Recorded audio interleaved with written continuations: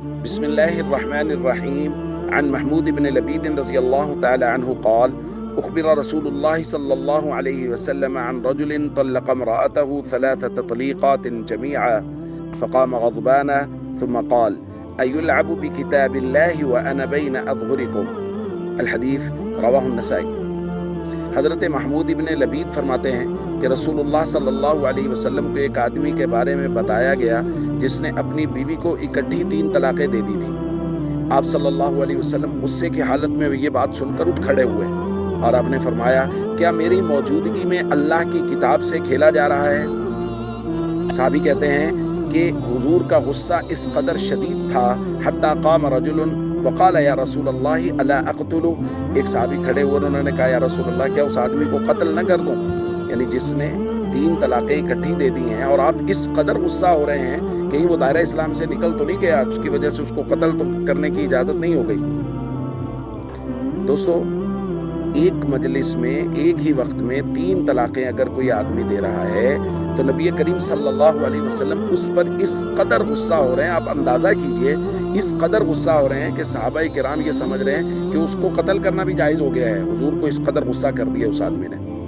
اور میرے اور آپ کے معاشرے میں کیا ہو رہا ہے، جب بھی طلاق کا کوئی کیس سامنے آتا ہے، پتہ چلتا ہے کہ 3 طلاقیں دے دی، اکٹھی 3 طلاقیں دے دی۔ اس کو کوئی آدمی گناہ نہیں سمجھ رہا، برائی نہیں سمجھ رہا۔ اور امام مالک نے یہ بات نقل کی ہے کہ حضرت ابن عباس رضی اللہ تعالیٰ عنہ کے پاس ایک آدمی آیا اور اس نے کہا: انی طلقت امراتی 100 تطلیقا، میں نے اپنی بیوی کو 100 طلاقیں دے دی ہیں، فماذا ترى علیہ، اب آپ کا کیا فتویٰ ہے، کیا فرماتے ہیں؟ تو حضرت ابن عباس نے فرمایا: طلقت منک 3، 3 طلاقیں تمہاری طرف سے ہو گئی ہیں، و97 اتخذت بها آیات اللہ ہزوا، اور یہ 97 طلاقوں کے ساتھ تم نے اللہ کی آیات کے ساتھ مذاق کیا ہے۔ یعنی 3 طلاق تو جو تم نے 100 طلاق کا کہا، 3 تو ان میں سے ہو گئی، لیکن یہ جو تم نے 100 طلاقیں ایک مجلس میں لفظ بول دیا تھا، یہ جو 97 طلاقیں ان کے ساتھ اللہ کی آیات سے مذاق کیا ہے۔ بھائی، یہ اس قدر شدید گناہ ہے کہ گویا اس کو حضور نے بھی یہی تعبیر کیا کہ اللہ کی آیات کے ساتھ مذاق ہے، حضرت ابن عباس نے بھی اسی بات سے تعبیر کیا کہ اللہ کی آیات سے مذاق ہے۔